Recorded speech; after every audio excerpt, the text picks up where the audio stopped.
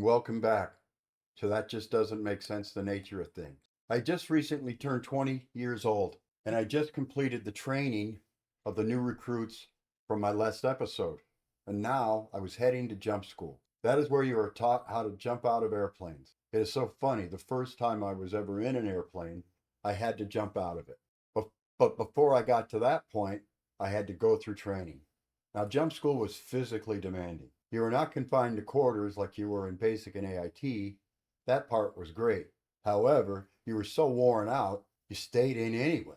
But I had a bigger problem. When I was going through jump school, I had stress fractures in both of my shins. It hurt so bad. You need to understand that Airborne is a 3-week course, all voluntary. You don't have to do it. But if I did not stick with it, I would have to give back the signing bonus that I got, $5,000. Which at the timeline I was living was a lot of money. My shins would be swollen every day and I could barely walk. If I had told the instructors what was going on with my legs, they would have put me on medical care, which meant that I could stay and train a little bit, but would need to go through training again. I was not willing to do that because of the misery I was going through. I just grinned and I bared it. I never let anyone know other than the ones that saw it. Thank God no one told the instructors. I made it 3 weeks later. I graduated from jump school and was heading to my post of operations, the Ranger Indoctrination Program, or RIP. And let me tell you, they know how to separate the men from the boys.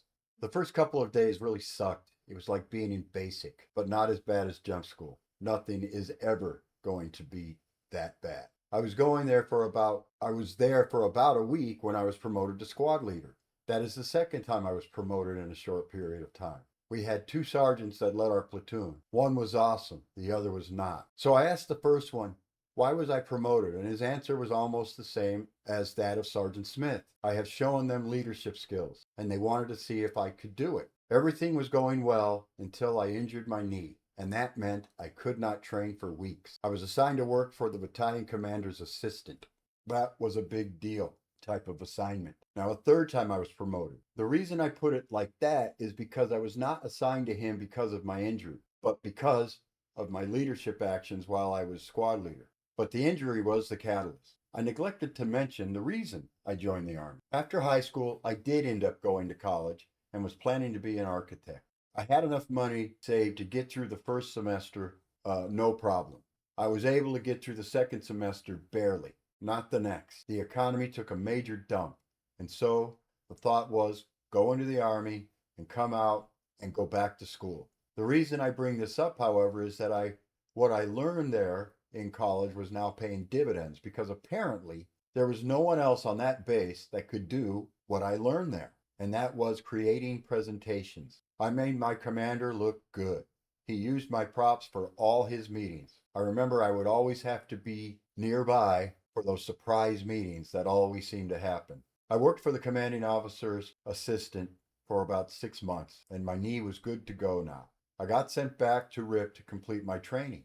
However, the vibe around me changed. I was not treated the same as I was before my injury. No one would really talk to me. The biggest change came from the NCOs. They made it clear they did not like me any longer. One had me stand at attention to tell me why. He said, "You show no respect to the officers you serve." I asked, "What do you mean?" He said, "Right there. You did not wait to see if I was done talking, and you should not talk unless you are asked a question." I apologized to him and asked, and that got him again to say, "You just did it again." Then I asked for permission to speak, and to my surprise, he said, "Speak." "Sergeant, I mean no disrespect, but I don't know what you were talking about. Do you have an example besides what you got on me about?" He did. "When we were in Panama during jungle training, while you were still working for the commander, me and the other NCOs were appalled at how you speak to the officers. You speak to them like you are equal to them." I said, "If you were talking about the captain who was asking about motorcycles, he asked me a question outside of my duties. But to be clear, Sergeant, we are all equal in the eyes of the Constitution, and I took an oath to defend it, and so did you." He did not like that at all and confined me to quarters for 5 days. After that, all the sergeants went on a campaign of harassment. So I was fed up. I woke up one morning, packed a bag, and I left the Army. There was no war. There was no conflict in the world of any kind. And I was able to legally discharge in what was called a Chapter 10, which basically says unable to adapt to military life, which also meant I had to give them back the $5,000.